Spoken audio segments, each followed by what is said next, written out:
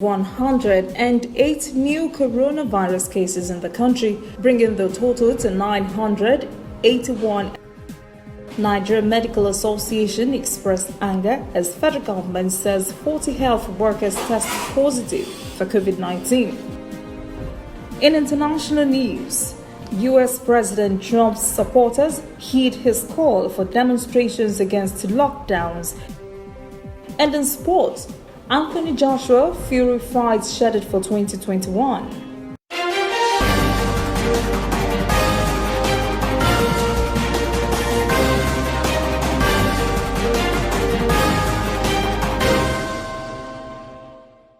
This is ANN News. I am Olajumoke Olatunji.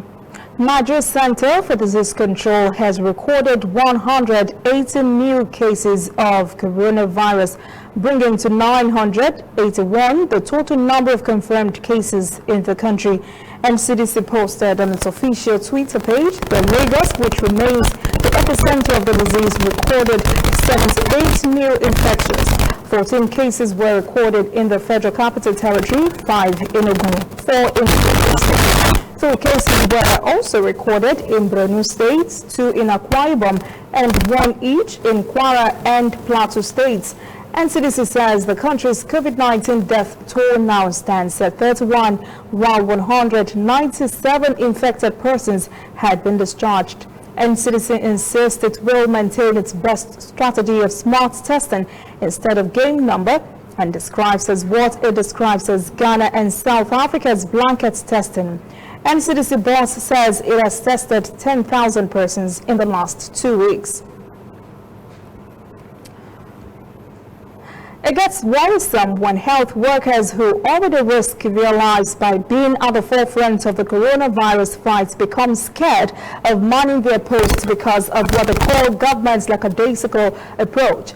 The Nigeria Medical Association, NMA, has blamed the federal government for the COVID-19 status of more than 40 health workers in the country who have tested positive for the virus. The association says the health ministry handled with levity the constant complaints about shortage of personal protective equipment in hospitals. Minister of Health Dr. Osage Ehanire announced the infection of the more than 40 health workers during the daily media briefing. Chairman of the Lagos State branch of the Medical Guild, Dr. Oluwajimi Shodipo, said members of the association at the Alimosho General Hospital and the Lagos State University Teaching Hospital in Ikeja have also tested positive for the virus, but are currently receiving treatment in some isolation centers. Health Minister Ehanire also asked all health workers to remain vigilant and to not treat the patients without using protective gear. Minister of Health Dr. Ehanire has shed light on why the Kano laboratory suspended testing. He says it's because some of the lab's workers tested positive for the virus, and the center also ran out of testing kits. Aminu Kano Teaching Hospital's director of the Center for Infectious Diseases Research, Isa Abunakar, corroborated the report and announced the center would remain closed until new test kits are supplied from Abuja and fumigation takes place to ensure the safety of the entire staff. Abunakar says for now, samples taken in Kano will be transported to Abuja for testing. The state coordinator of the COVID-19 task force, Dr. Tijani Uzain, disclosed that the state government has embarked on aggressive contact tracing of 259 persons of the list of 300 contact persons in the state. Kano has recorded 73 COVID-19 confirmed cases, 2 of them health workers. The Southwest governors have unanimously extended the deadline for the compulsory use of face masks by 1 week. Under State Commissioner for Information and Orientation, Donald Ogojo, says the extension was necessary so people can have enough time to get the mask before the enforcement. The commencement date for the directive by the Southwest governors has now been pushed to May the 1st. Meanwhile, former second vice president of the Nigerian Bar Association, Monday Ubani, has described as barbaric Ebonyi and Cross River State's declaration of the no face mask get flogged directive. Ubani said in a statement on Thursday the directives are unconstitutional because they are not backed by any existing law. Ubani has advised all governors to make these face masks available to their residents at no cost. Across River States, Governor Ben Ayade has spoken out against other governors who have advised that Nigeria go on a 2-week national lockdown. Ayade says any further extension will spell doom for the entire country. Nigeria Governors Forum has announced an interstate lockdown to curb the spread of the pandemic across states. Ayade says, quote, with prices of oil falling, locking out is far better than locking down because another 2 weeks of lockdown will find the country under siege by young people. Benue State Governor Samuel Otom has called for 30 days of fasting and intense prayers by residents of the state to overcome renewed herdsmen attack in their state. Otom made this call as he celebrates his 59th birthday. The governor also asked for patience as the country battles COVID-19.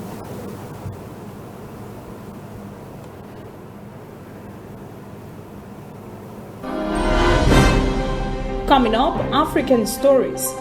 The Muslim world begins the holy month of Ramadan today. We visit Egypt to see how COVID-19 has reshaped this year's observance. And later, international news.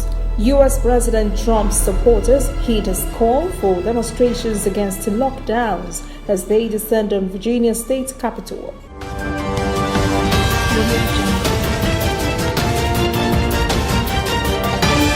You are watching ANN. Remember that Nyarinya was telling her I want marry.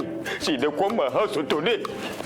I'm gonna tell her to marry me. Remember what I taught you about playing music from the internet? I'm gonna play romantic music for her. The body remains small, make it done. Will you marry me? I have a surprise for you. Google, play me a romantic music. Everything is okay. Network is shaky. Google, play me a romantic music. Google, play me a romantic music. Maybe I should go. Don't let poor internet ruin special moments. Join the super fast and reliable 4G network and get double data. Now in the watch.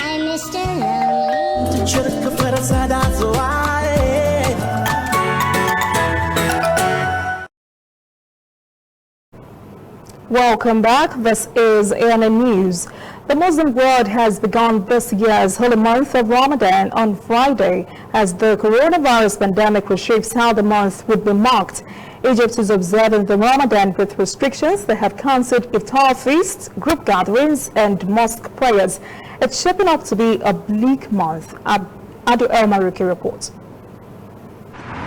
For centuries, Muslims have been celebrating Ramadan. This year, they will have to review how they celebrate the holy month that used to bring people together the most. There are traditions that we'll have to let go of because we're in an emergency. Family gatherings or having iftar in public places is old Cairo. I will not be able to see my sisters this year. All families now understand that social distancing is vital to keep us safe. The pandemic has put many under financial strain, making it difficult to prepare for a month that usually sees Egyptians spending triple. There are things we can still do to enjoy Ramadan, like getting decorations for our streets. I wanted to buy lanterns for the kids, but I could not afford it. I'm trying to make the kids as excited as possible, but Ramadan this year is totally different. We can't move as freely, and because of work restrictions, I'm not spending as usual. Egypt has been shutting down mosques for weeks to enforce social distancing measures. That will continue in Ramadan, depriving millions of their public Ramadan night prayers. Banning the prayers is very hard on me. This is an opportunity that is only available once a year, and it makes us connect with Ramadan. It is also related to mass gathering, and that is a concern. Ramadan is totally different this year. Stretching into Ramadan, the pandemic is hitting Muslims in Egypt and the world where it hits the most. Measures to control the disease will be depriving many from their favorite moments in the year. So Egyptians will have to come up with new ways to enjoy the holy month this year. Mixed reactions have followed the launch of the Ghana COVID-19 tracker application, which the government says would help in tracing coronavirus cases. Communications Ministry and technical experts say the app would help track anyone who has come in contact with anyone infected with the COVID-19 virus. Nabil Ahmed Rufai has the details. Radia Mohammed is installing the COVID-19 tracker app on her phone. She doesn't have the virus, but says it may come in handy as cases of infections in Ghana continue to rise. Since the government has now lifted the lockdown, we are all at risk. So I'm downloading the COVID-19 tracker app to inform the health officials whenever I have symptoms of COVID-19. Ghana has more than 1,000 cases of the coronavirus. The government has developed the COVID-19 tracker app to trace people infected with the virus. When the app was launched, it wasn't available on the Android, the Play Store, and then the Apple Store. So basically, it's an APK file. APK file is associated with Android phones only. For example, if a developer is developing an app, they normally create an APK file. You can go to their website and then download and install only on Android. The app allows people to input data including their telephone number and information of any symptoms they have of the coronavirus. With such data, health officials can trace contacts of people infected with COVID-19. But the app has other limitations. To install it on some Android phones, people have to allow security breaches. IT experts say people who are not tech savvy may find it difficult to install the app on their phones, and it may limit its effectiveness in contact tracing. IT experts say it may take a while for the app to be available on the Google Play Store or the Apple Store because it has to go through security checks. The government says it is finalizing the process of making the app available on the app stores so that many Ghanaians can download.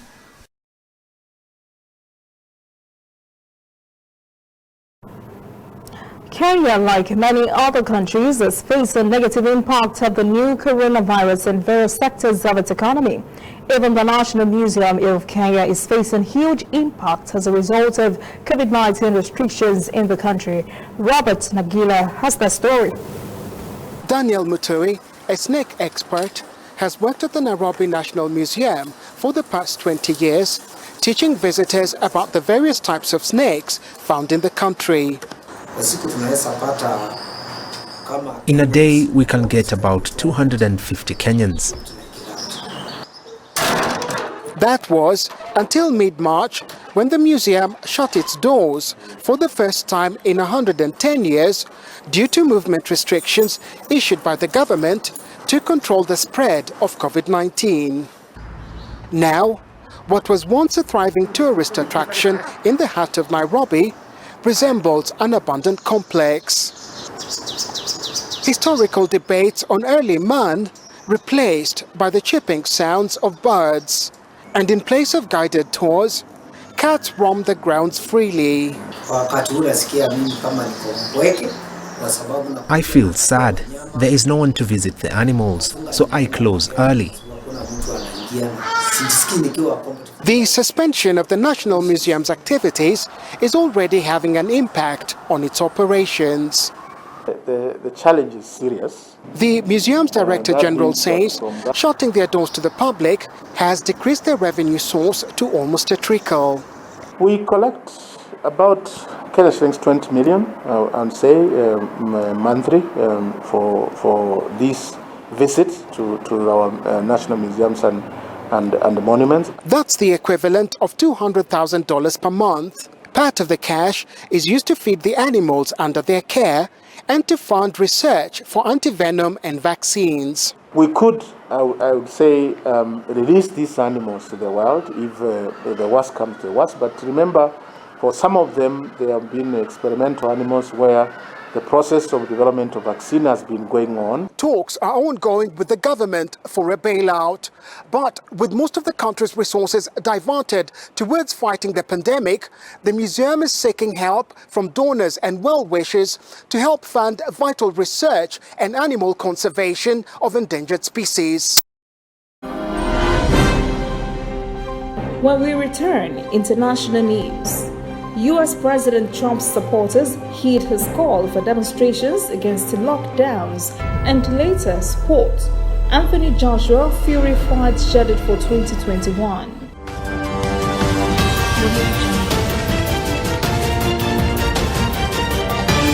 You are watching ANN. We are on the road every day, canvassing throughout Africa for news you really need. We follow this story everywhere, from every corner of Nigeria to the wide African expanse. We bring you what's making headlines. We connect you with news you can use. ANN, African News Network, in a truly African spirit. Welcome back. This is ANN News. U.S. President Donald Trump has called for protest against stay-at-home orders in different states in a bid to force open the country's economy, even as COVID-19 cases and deaths continue to rise. Medical experts have warned that moving too fast could prove disastrous, but that didn't stop a small group of protesters from driving their cars in loops in Richmond, capital of the state of Virginia, demanding the governor call off his stay-at-home order. Reporter John Eels Gibson was there. This is what a protest looks like during a global pandemic. Gatherings of more than 10 people are currently banned in Virginia, so protesters drove their cars around the state capitol building instead. The organizers called the rally Reopen Virginia, and they're demanding an end to the state's stay-at-home order, which has been in place since March. The new models show if people don't go back to work, death is imminent. If you can't eat, you can't live. If we can't reopen this economy, then there's no life. I just feel that there's not sufficient reason to force everyone to take away anyone's constitutional rights, even if it were as dangerous as they're saying it is. We want people to be safe, but we need to quarantine people who are at risk, not healthy people. The Democratic governor of Virginia, Ralph Northam, has called protests like these selfish. By not practicing social distancing, he says they could be putting healthcare workers at risk. Supporters of US President Donald Trump are also out in force at this rally. We've seen lots of cars with Make America Great Again and Trump 2020 signs, and the president has acknowledged protests like this one on Twitter. Last week, the president tweeted "Liberate Virginia" in capital letters, along with 2 other Democrat-governed states where people protested social distancing orders. Around 10,000 cases of COVID-19 have been identified in Virginia, although the number of daily new infections has been falling in recent days. The state's governor, though, insists it's still too early to reopen. The state of New York has begun producing its own ventilators after finding it difficult to buy on the global markets because of less competition and high for the limited number of units available. New York had complained for a while that states in the country had found themselves competing with the federal government in the procurement of the breathing equipment, a game they could never win. The state has been the most impacted in the country, with nearly 264,000 confirmed cases and more than 15,000 deaths. All of the United States has recorded nearly 900,000 cases and 50,000 deaths. New York City is producing stripped-down sets of the device rather than full-featured versions because they are being made for a few thousand patients and would be much cheaper to make than full versions that could cost tens of thousands of dollars. Judging by what happened in Italy, the states decided to take matters into its own hands so doctors would not have to make painful decisions on who gets treated with this life-saving equipment and who dies without it. The federal government has sent 400 ventilators to help the state, but it needs 30,000. Same story in the West Bank, where a Palestinian university has introduced a homemade ventilator to help West Bank hospitals as they prepare for the possibility of a major COVID-19 outbreak in the occupied Palestinian territories. Al-Quds University, located in suburban Jerusalem, released the device after it was certified for use in Palestinian hospitals. Dean of the university's Faculty of Medicine, Hani Abdin, had said earlier this year that the entire occupied Palestinian territories, including the West Bank, Gaza and East Jerusalem, had fewer than 200 ventilators. To avoid difficulties in buying on the global market, where competition for the device has been fierce in response to high demands created by the pandemic, Al-Quds University's engineers decided to build their own. They said at least 500 of these ventilators will be produced for local hospitals in the coming days. The West Bank population is nearly 3 million. 350 confirmed cases of the disease and 2 deaths have been confirmed in the West Bank and Gaza. These have prompted strict lockdown measures by the Palestinian government. It has been all hands on deck in Italy as various businesses pitch in the help to fight against the COVID-19 pandemic that has killed thousands in the country. Luxury brand Prada has rejected its factory to manufacture protective gear to support the fight against COVID-19. Italy's Prada is one of the world's most famous fashion brands. It is synonymous with luxury, and high quality is certainly expected. Like many other Italian brands, Prada has also transformed its factories to produce masks and overalls for health workers. The company has already delivered 80,000 gowns and over 100,000 masks. This factory in Montone is currently producing 4,000 masks per day. Le mascherine sono prodotte in triplice strato. The masks are produced in a triple layer of polypropylene or non-woven fabric and have a good filter from the outside to the inside and vice versa. This ensures their safety. Verso l'interno e dall'interno verso l'esterno. They are also made with wire to better fit around the face, and Prada is following national health guidelines, so they are suitable for most medical situations. Claudio Bormida says Prada is proud to be part of this collective effort. This shows that Italian fashion is not just clothing, but, in times of need, it is ready to lend a hand for what is possible.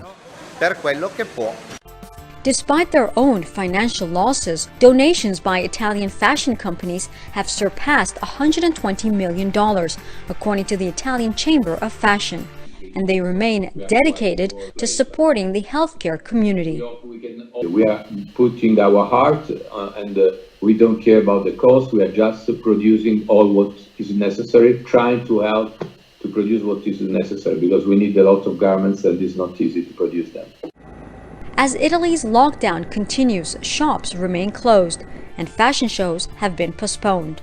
But Prada says their production of medical gear will continue as long as it's needed.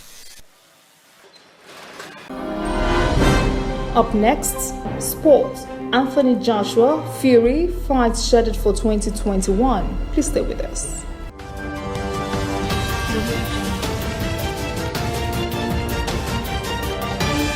You are watching ANN. Whether in your house, at your office, on your phone or online, we are there.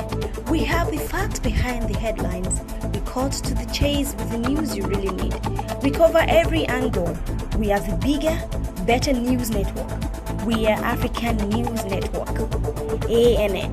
Watch ANN News on MITV from a truly African spirit. Welcome back. This is ANN News in Sport. Britain's Culture Secretary Olivia Dodon says Premier League is considering screening some matches on free-to-air television when the season restarts. Premier League has been on hold since mid-March because of the coronavirus pandemic. Dodon did not give specific platforms or channels on which the matches would be broadcast. A matchroom boss Barry Hearn says a Shaw heavyweight champion Anthony Joshua faces Tyson Fury at the start of next year. Fury won their first encounter while Joshua regained his belt in the second fight.